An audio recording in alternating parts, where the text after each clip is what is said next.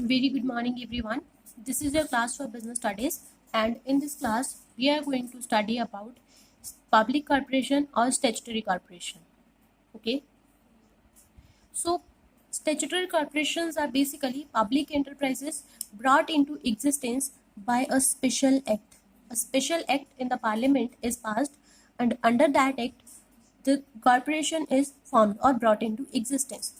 That act defines the powers, functions, rules, and regulations governing the employee and their relation with the government. Okay, a particular act will be there which will contain all the rules and regulations, and by that act only the company will come to existence. Its management pattern, its power, function, area of activity, rules and regulation for its employees, and its relationship with government department, etc., are specified in the concerned act, which means all the things like its powers, its functions, its area of activity, rules, regulations, and everything that is related with a particular company that will be stated in the concerned act. Public corporations have a separate legal entity. Okay, they have a separate legal existence, which means they can purchase assets in their name by the name of the company, have contract with other parties, they can contract other parties, and can sue and be sued. Okay, which means like we have in a company organization, they have a separate legal existence. They are not known by the name of their owner. They have a existence of their own, a name of their own, on which they can purchase assets, sell assets, can be sued by the another third party, and they can also sue another third party on their name. The entire capital is provided by the government. The capital is provided by the government. Now, which government? It can either be central government, state government, or jointly they can give the finance or the capital. Okay, which means that these corporations are fully owned by government, but they have a right to get loan from the public. Yes, they can take the loan from public. They can borrow loan from public. So basically, what are statutory or public corporations? In a conclusion, I can say that any company that have come into existence by a particular act that consists of all the powers, functions, rule, regulations, and the management pattern of the company, and that company have a separate legal existence like a normal company have. The finance will be provided by the government, hence the finance will be very much, there will be no limit on finance, and even if they feel that the finance that is provided by the government is not enough, then they can take the loan from public. Now next is, what are the examples of statutory corporations? These are central or state bank of any country is usually a statutory corporation, like SBI. For SBI, a separate act was passed, and that act consists of all the rules and regulations that will be governing the company. Okay, now comes to the features of statutory organization. So the first one is formation. So how will it be formed? So it will be formed, as we said, as an act of parliament or state legislature. Okay, a state legislative assembly act or a parliament act.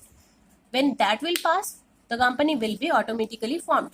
Now the second is, who will control the company? So the control will be, as it is an autonomous body. What does an autonomous body means? That it is free from government control in internal matter. That is, the management will be free from government control. It is accountable to parliament and state legislature. It is not accountable to public or anything, but accountable to parliament. Why? Because they have formed them. Okay. Next is existence. So as we have studied, they have a separate legal existence of their own, but the government provides its capital. Okay. Next is management. So management is by board of director. You know what are board of director, which is composed by individuals who are trained and experienced in business management, which means management is done by experts. The members, there is a writing mistake. The members of the board of director are nominated by the government. Okay, so whosoever will be in the board of director, that is the decision of government. Now next is, from where they will be getting finance.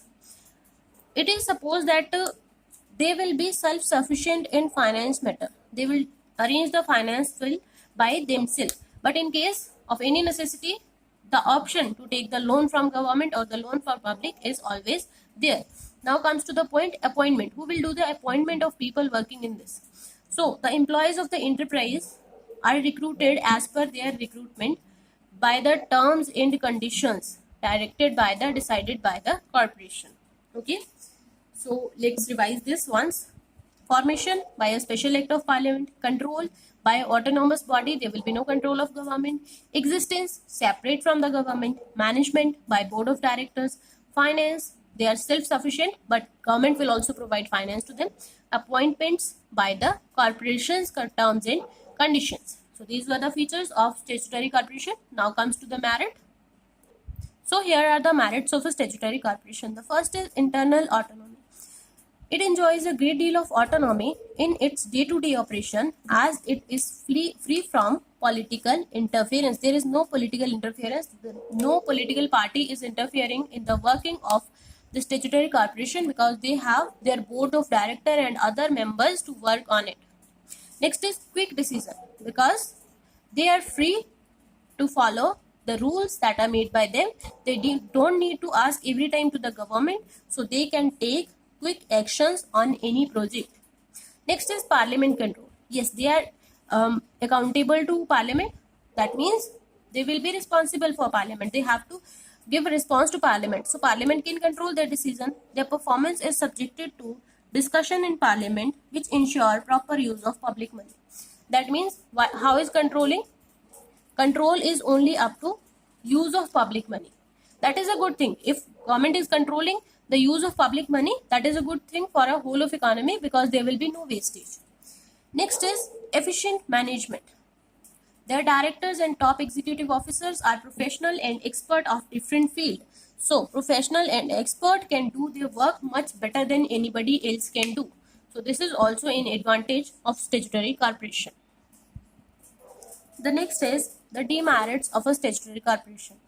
In reality, there is no much operational flexibility because a political interference is always there. How the political interference will be there? Because look, government is controlling them somehow by parliament, and also government is providing the finance, so they can control, they can make a restriction, and they can give free flow of cash to them.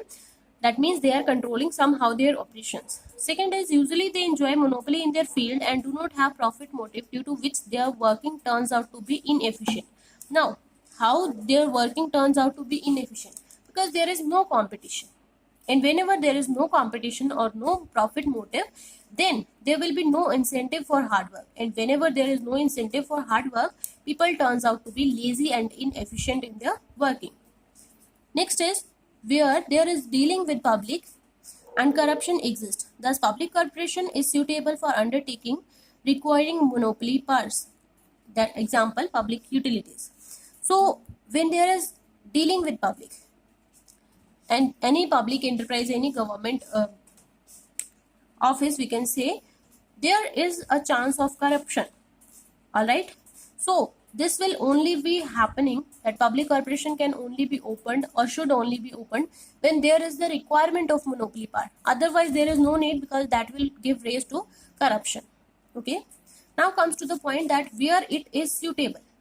Where is public company or statutory corporation suitable? So the first one is the enterprise requires special power under an act. Whenever an enterprise requires very special power not given to other companies, not given to other companies, like the defense. Okay, they have the power to use weapons. Okay, but this is given to them by a special act. Next is the enterprise requires huge amount of capital investment. So whenever a huge amount of capital investment is required, somehow private sector is insufficient to provide much of the capital. So in that case, the government have to take their foot forward to provide enough of the capital to the sector wherever the enterprise is going to be opened. Okay, I hope you get the concept of statutory corporations or public corporations, public companies. And if you have any doubt, then you can contact me anytime. Have a very good day, students.